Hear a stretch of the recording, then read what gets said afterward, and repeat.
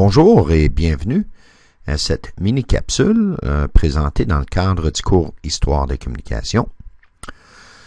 Plus spécifiquement, je vous présente des exemples de sous-réseautage. Donc ici, nous sommes rendus à notre 5e exemple. Donc, supposons qu'on nous présente ce diagramme ou cette topologie réseau ici, qui représente un réseau de deux routeurs, donc routeur 1, routeur 2, qui est branché par l'entremise d'une connexion de réseau étendu. Donc vous voyez notre signe ici qui ressemble à un éclair représente un réseau étendu. Ici nous avons un réseau qui a besoin de 15 adresses et l'autre qui en a besoin de 30. Donc, on peut supposer que pour cet exemple, disons qu'ici on a un bureau à Ottawa, relié à un bureau à Toronto par une connexion WAN, une connexion réseau étendu. Donc, si c'est un réseau privé, on peut, c'est peut-être un réseau de la GRC, un bureau d'Ottawa qui rejoint le bureau de la GRC à Toronto, service de renseignement secret.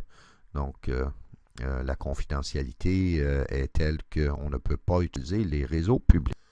Donc, ici, nous avons trois réseaux exactement. Nous avons notre réseau ici. Ça, c'est un réseau qui va demander une adresse à elle tout seul. Ici, nous avons un deuxième réseau qui, elle aussi, va demander une adresse à elle tout seul. Et notre troisième réseau.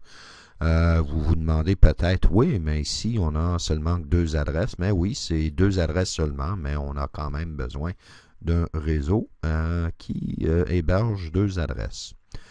Parce qu'un lien point à point est un réseau en lui-même qui nécessite deux adresses.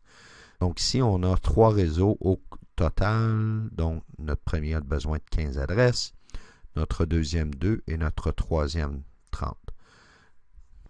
Donc ici, si on vous demandait si on vous donnait une adresse de base, par exemple 192.168.1.0/24, et qu'on vous demandait de sous-réseauter ou de découper cette adresse-là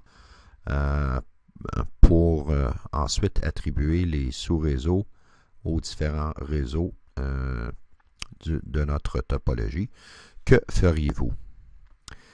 Mais là, ici, il faudrait sous-réseauter en fonction du nombre d'autres qu'on a de besoin. Donc, est-ce qu'on sous-réseaute en fonction de 2, de 15 ou de 30?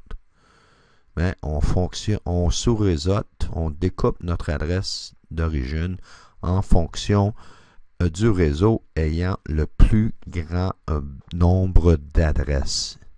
Donc, on découperait notre adresse ici en fonction du réseau qui a besoin de 30 adresses. Donc, ici, on découperait, c'est-à-dire 2 à la h moins 2, qu'il soit plus grand ou égal à 30. Donc, après avoir fait le découpage, mais là, on pourrait choisir le sous-réseau 0 et l'attribuer à ce réseau ici.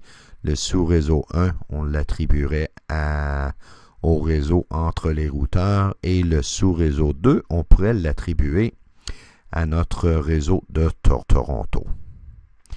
Et donc, bonne journée et au plaisir de se revoir.